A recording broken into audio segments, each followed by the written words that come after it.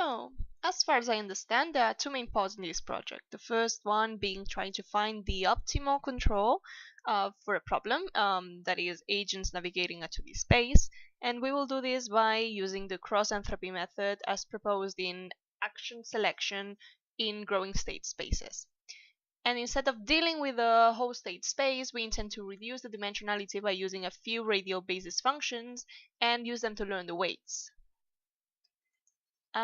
So in a problem we have a 2D grid where agents can freely move, and some areas are penalized and moving through them is more costly. In these examples, the corner of the grid are not penalized. We can represent these by assigning values to a matrix, or in Pandora as a raster layer. So we have a grid, we have our agents, and the agents move. And as they move, we store the path, that is a sequence of action of positions that they cross, and as well as the cost of each 2D position.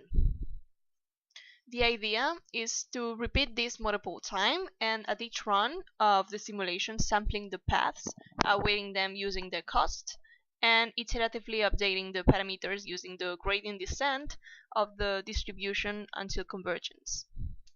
I understand that this would require a lot of very expensive computation, so we can reduce the state space by using bigger world divisions. For simplicity, let's pretend to be using square tile divisions instead of continuous overlapping radial basis function. And now I assume we can learn the weights of feature spaces and use this to update the control in a similar way as we would in the whole state space.